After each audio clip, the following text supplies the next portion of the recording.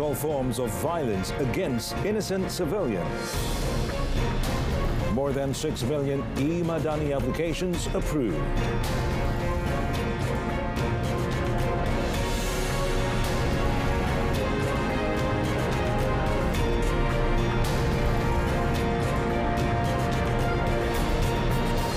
Well, good evening and salam Malaysia Madani. You're watching Malaysia Tonight and I'm Muhammad Amin Carlos. Well, Yang di-Pertuan Agong Al-Sultan Abdullah Ri'ayatuddin Al-Mustafa Billah Shah today decreed that Malaysia rejects all forms of violence against innocent civilians in armed conflicts happening in various parts of the world right now. Now, His Majesty said this includes bombings of hospitals and schools and the disruption of water, food and electricity supplies to the public. Elaborating further on the matter, His Majesty said as a sovereign and independent nation, it is the people's responsibility to reject forms of violence that are contrary to international humanitarian norms. Now, the King also said leaders, including those in the security and defense sectors, must adhere steadfastly to the principles of universal peace and humanity. The King said considering the ongoing armed conflicts, University Pertahanan Nasional Malaysia, or UPNM, should be turned into a central hub in instilling and understanding and an adherence to international humanitarian laws among the future society and leaders of the country. Al-Sultan Abdullah, who is also the Chancellor of UPNM, said this is because international laws emphasize the humanitarian elements in controlling the adverse effects of armed conflict and warfare. Well, the shipment of Malaysia's third humanitarian aid for Palestine is expected to take place on 18 December, involving 60 tons of various types of goods, according to Deputy Prime Minister Datuk Seri Dr. Ahmad Zahid Hamidi. Well, he said the shipment of the aid, coordinated by Wisma Putra, must be done as the goods are highly needed by the Palestinians. Dan kita harap keperhatian rakyat Malaysia ini dapat diteruskan.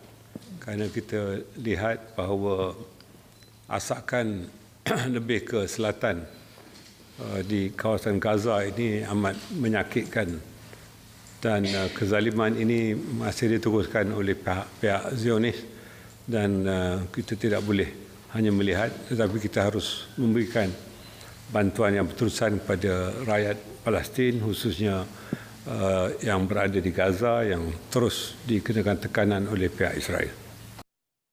Dr. Sri Ahmad Zahid said this to reporters after witnessing the presentation of donations of 621,954 ringgit by Wanita UMNO and 200,000 ringgit by Syarikat 99 Speedmart Sendirian Berhad for the Humanitarian Trust Fund for the People of Palestine, or AAKRP, today. Malaysia, through the humanitarian mission dubbed Ops Ihsan, has been delivering aid to Gaza, with the first shipment consisting of 20 tons of medical supplies, baby items and food arrived in Gaza on 10th November, while the second shipment of 16 tons of aid reached Egypt the next day. Datuk Sri Ahmad Zahid also urged the public to continue making contributions to the Palestinian people through government-provided platforms to prevent any leakages. Well, a total of 6.5 million e-Madani credit assistance applications have been approved and credited to recipients, involving an allocation of 650 million ringgit thus far. And speaking to reporters while conducting a survey of e-Madani credit redemption at a supermarket today, Deputy Finance Minister Datuk Seri Ahmad Mazlan said that another 1.8 million applications are still in the approval process, which will take 1 to 5 days. He said a huge number of people have applied within these 3 days, even though applications are opened until 20th February 2024 and can be cashed in until 29th February next year.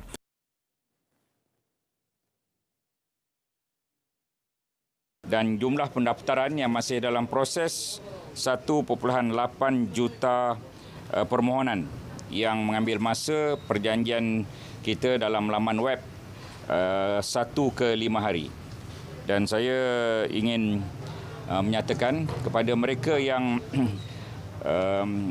menghadapi masalah, merasakan diri mereka layak tetapi tak dapat, boleh menghubungi untuk merayu di hotline 88824565.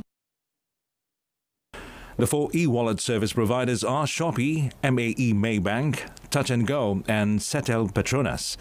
Imani credit registration and claims open on Monday will benefit 10 million people, involving an allocation of 1 billion ringgit. Well, the blackout, which happened at the Customs Immigration and Quarantine or Ciq Complex Bangunan Sultan Iskandar BSI in Johor Bahru today, was due to the malfunctioning of one of the generators in the premises, according to a state executive councillor. Now, State Works, Transport and Infrastructure Committee Chairman Muhammad Fazli Muhammad Saleh said the complex was receiving electricity supply from a single source and was relying on 7 generators for backup. Muhammad Fazli, however, said the incident did not affect the movements of travellers between the two countries, as several other lanes had been provided earlier. Dan tadi bersyarat tadi kita dah bincangkan apa hala tuju selepas ini, antaranya ialah pihak TMB akan mengkaji untuk bekalan tambahan, iaitu alternatif punya sos lah untuk bangunan BSI, CIQ BSI. Dan pihak JKR pula akan repair semula genset yang rosak dan juga melakukan pembaharuan pada SOP. Met by reporters today, Muhammad Fazli said the damaged generator would be repaired first, adding that it would cost about 800,000 ringgit to maintain all 7 sets. Earlier, Menteri Besar Dato' Onn Hafiz Ghazi, in a Facebook post, said the incident had inconvenienced consumers and embarrassed the state. In response to Dato' Onn Hafiz's post, many people complained that the incident forced travellers, including senior citizens and children, to spend time going through long queues in uncomfortable conditions.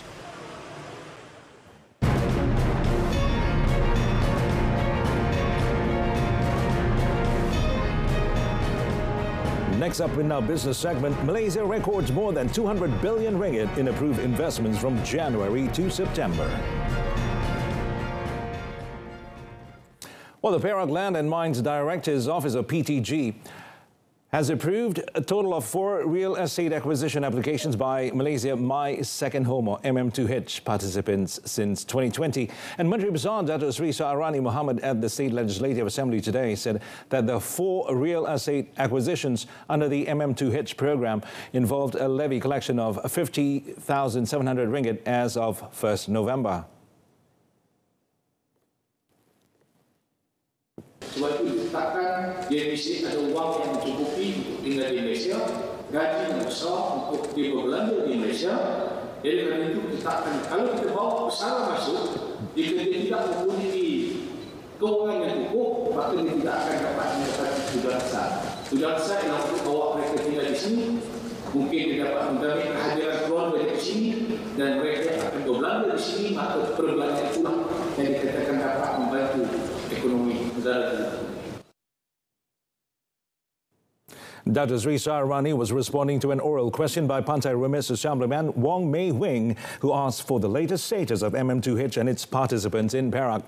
Well, he said the federal government introduced the MM2H program in 2002 with the aim of attracting foreigners who meet its conditions to live in the country for an extended period of time to settle in Malaysia. However, the MM2H program was temporarily suspended from September 2020 to September 2021 as the government reviewed the conditions of the program with national security in mind. Well, the property market showed a consistent improvement in 2023, especially in the second half over the past few years, signalling a recovery from the COVID-19 crisis. The National Property Information Centre, NAPIC, said in the primary housing market, the number of new launches improved quarter on quarter with the launch of 6,900 units in the third quarter of 2023, or Q3-23, versus 4,797 in the Q2-23. And according to its latest Q3 statistics, sales of new launches reached 37.6% compared with 24.7% in the Q2-23. The Real Estate and Housing Developers Association, REDA Malaysia, Malaysia in its property industry survey for the first half of 1H23 and market outlook for 2H23 and 1H24 also showed that new launches and sales performance fared better in the 1H23 compared to last 4 years, with 14,392 units launched and 11,273 units sold. The survey also noted that the improved performance is expected to overflow into the 1H24, although there could and would be some headwinds due to factors like elevated interest rates, consumer preference to rent, rising material costs, and higher cost of living. The overall broad property market, which includes all sub-segments of real estate, saw more than 100,000 transactions worth 57.15 billion ringgit in the third quarter, a 3.7% rise in volume and a 22.6% rise in ringgit value compared to the same quarter a year ago. Well, Tenaga Nasional Berhad TNB is currently finalizing partnerships and conducting feasibility studies for the development of renewable energy or RE zones for large-scale solar or LSS and hybrid floating solar photovoltaic or PV totaling 2,500 megawatts in capacity. Now, the company is also exploring groundbreaking co-firing projects involving hydrogen and ammonia, signaling a clear commitment to innovation and sustainability. TNB President and Chief Executive Officer Dato Sri Baharudin, through a statement release, said the company is fast-tracking these key projects under the National Energy Transition Roadmap, or NETR, which is in line with its Energy Transition Plan, or ETP, spanning the entire electricity value chain.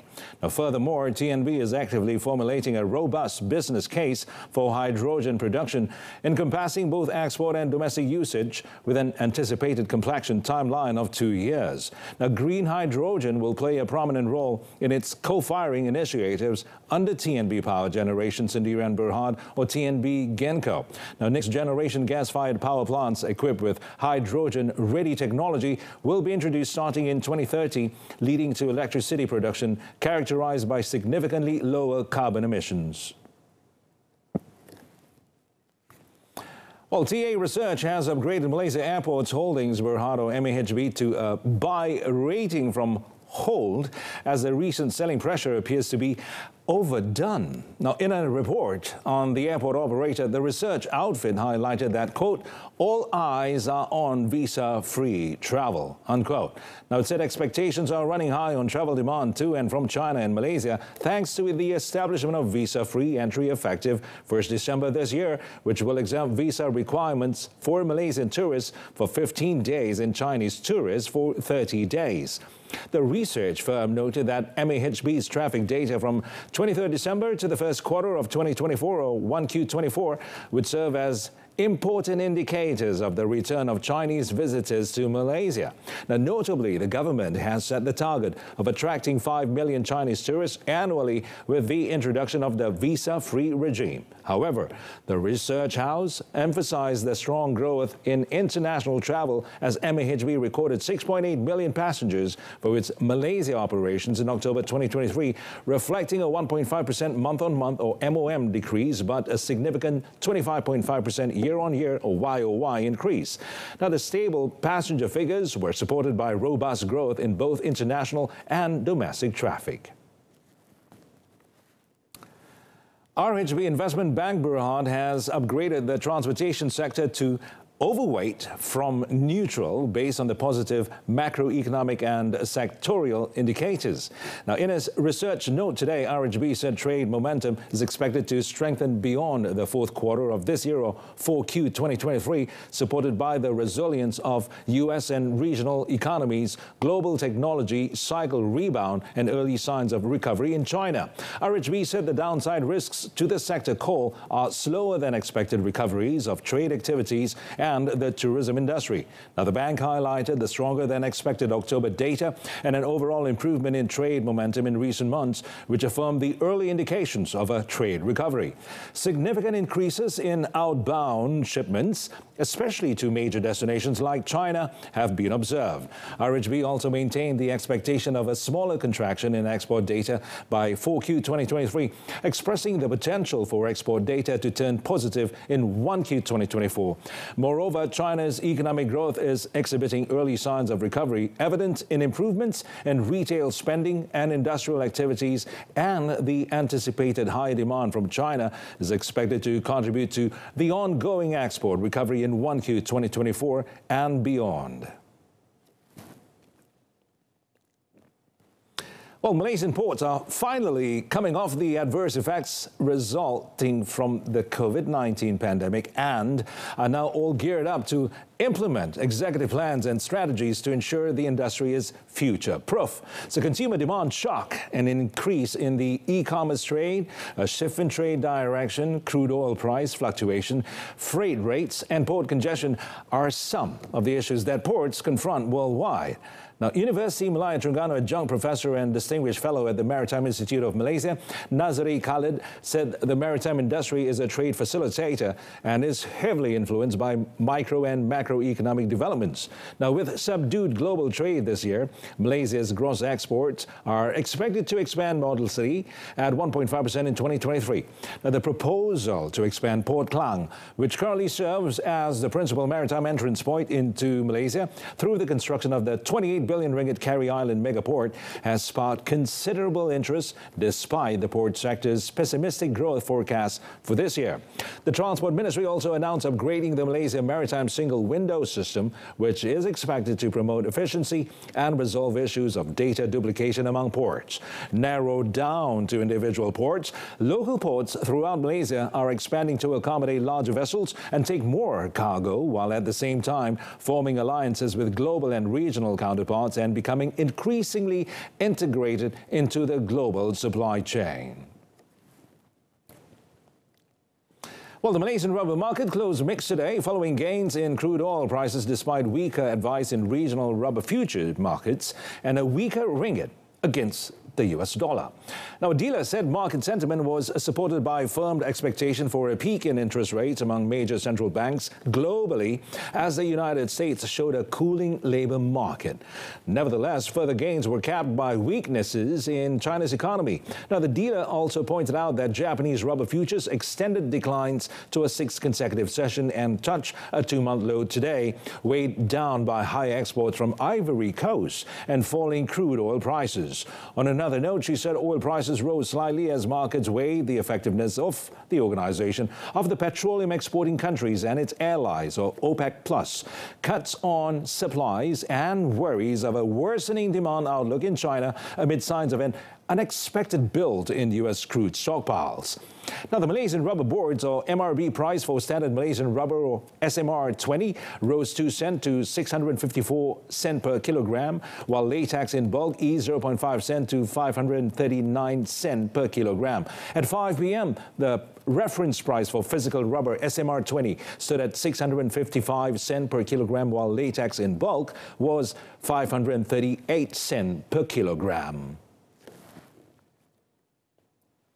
Well, short-term interbank rates closed steady today on Bank Negara Malaysia, or BNM's operations to absorb surplus liquidity from the financial system. So liquidity in the conventional system decreased to 25.47 billion ringgit from 30.53 billion ringgit this morning, while the liquidity in Islamic funds increased to 30.40 billion ringgit from 29.95 billion ringgit previously.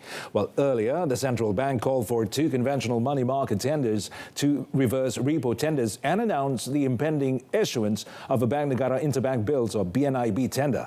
It also announced the availability of reverse repo sale and buyback agreements and collateralized commodity murabaha facilities for 1 and 3 month tenors. Now, BNM revised their murabaha overnight tender from 29.9 billion ringgit to 30.4 billion ringgit. And at 4 p.m., BNM called for a 25.50 billion ringgit conventional money market tender and a 30.40 billion ringgit murabaha money market tender, both for one-day money. Now, the Malaysia Islamic overnight rate, or MYORI, stood at 3% as of 5th December. Well, Malaysia has attracted approved investments worth 225 billion ringgit in services, manufacturing and primary sectors in the January to September 2023 period, up 6.6% from 211 billion ringgit investments approved in the same period last year. The Malaysian Investment Development Authority, MIDA, said the services sector accounted for 117.7 billion ringgit, followed by the manufacturing sector at 99.8 billion ringgit, and primary sector at 7.5 billion ringgit. The 3,949 approved investment projects are set to unlock 89,495 new job opportunities, showcasing Malaysia's resilience on the back of prevailing global operational uncertainties across various industries. Foreign direct investment FDI accounted for 55.9% or 125.7 billion ringgit of the total approved investments, while domestic direct investment or DDI, which surged 45.2% year-on-year, contributed 44.1% or 99.3 billion ringgit. MIDA said the Netherlands emerged as the leading source of FDI, contributing 35 billion ringgit, while other notable sources included Singapore, 20.4 billion ringgit, the United States, 18.9 billion ringgit, China, 11.6 billion ringgit, and Japan, 11.2 billion ringgit. Commenting on the performance, Investment Trade and Industry Minister Tengku Dato Sri Zafrul Abdul Aziz said the growth in approved investments is a testament to Malaysia's continued attractiveness as an investment destination. In Brazil and Biz, a leading joint business group said Thailand's economy is expected to grow 2.5 to 3% this year, unchanged from a previous forecast. Now, elaborating further on the matter, the Joint Standing Committee on Commerce, Industry and Banking, which includes representatives from those sectors, said tourism revenue will be lower than expected because Thailand is expected to receive only 28 million foreign arrivals this year, down from an earlier forecast of 30 million. Now, the group also said that the economy is expected to grow 2.8 to 3.3% next year, and if the government's plan to give away $14.23 billion to Thais via a digital wallet is successful, that would add an additional 1 to 1.5% in GDP growth. Now, Southeast Asia's second largest economy grew 1.5% in the July-September quarter from a year earlier, the slowest this year due to declining exports and government spending. Well, according to data from Shanghai Customs, the total value of import and export in the Yangtze River Delta region, China's foreign trade hub, reached about $1.7 trillion in the first 10 months of this year, accounting for 36.6% of the total import and export value in the same period of the country. This year marks the 5th anniversary of the integrated development of the Yangtze River Delta becoming a national strategy. Known as China's most economically dynamic region, the Yangtze River Delta covers Shanghai and the neighboring provinces of Jiangsu, Zhejiang and Anhui. Data shows that in 2022, the GDP of the region exceeded $4 trillion.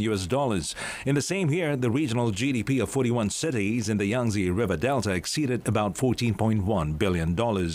Among them, the regional GDP of Shanghai, Zhuzhou, Hangzhou, Nanjing, Ningbo, Wuxi, Nantong and Hefei has succeeded about $140 billion, while Shanghai ranks first in the country with more than $620 billion. In the first 3 quarters of this year, the regional economic aggregate of the region reached about $3.1 trillion, creating nearly a quarter of the national economic aggregate with 4% land area and nearly 17% population. Well, China's tourism sector is seeing an accelerating recovery momentum following multiple measures taken by the government to expand domestic demand and boost consumption. Well, according to the Ministry of Culture and Tourism, China saw over 3.6 billion domestic tourist visits in the first 3 quarters of this year, an increase of 1.58 billion over the same period last year, or 75.5% year-on-year. And during the period, expenditures by tourists amounted to over $510 billion, soaring 1.97 trillion yuan, or 114.4%. And issuing consumption vouchers have proved effective in driving economic recovery, standing again as a popular choice to boost consumption. Now, sectors including catering, cultural tourism and sports exhibitions have been picking up this winter in many cities, including southwest China's Sichuan province, south China's Hainan province and northeast China's Jilin province. In addition to spurring domestic tourism, China has also been working on boosting its inbound tourism. And under a visa-free entry policy effective from Friday, ordinary passport holders from France, Germany, Italy, the Netherlands, Spain and Malaysia are now able to enjoy visa-free travel to China for up to 50 15 days. Now, daily average tourist numbers from these countries have risen by 39% on the first 3 days of December compared to on the last day of November.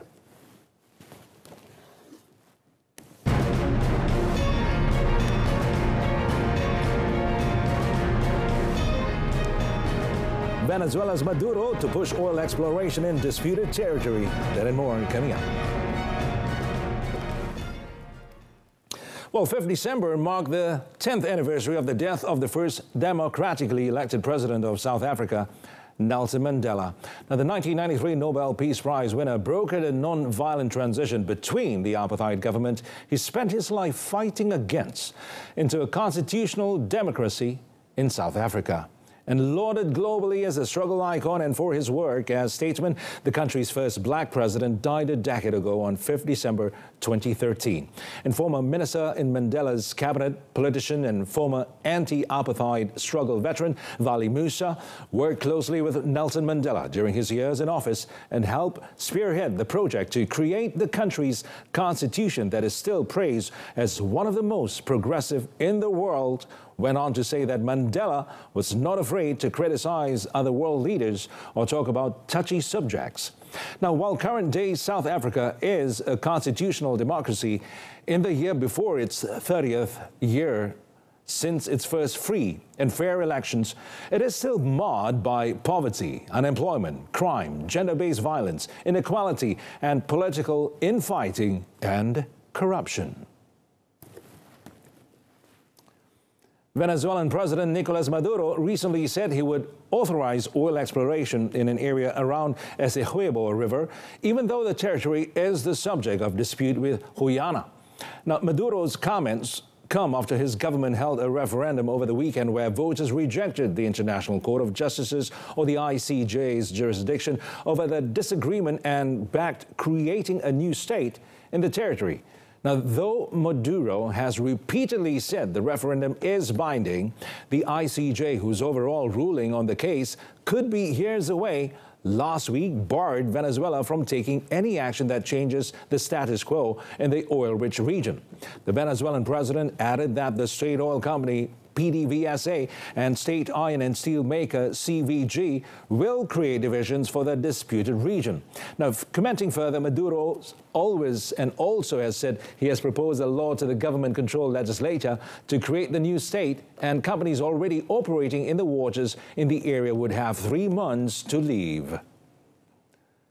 Rakyat Malaysia memang hebat kerana tegas pertahankan hak Palestine. Memang kita jauh dari dunia Arab, kita jauh dari dunia Palestin, kita jauh dari Gaza, tetapi setiap detik berlaku menyentuh hati nurani kita. Kerana apa? Karena kita tahu dan faham arti manusiawi, arti ihsan, arti kemanusiaan, dan lebih penting arti keadilan melawan kezaliman Israel.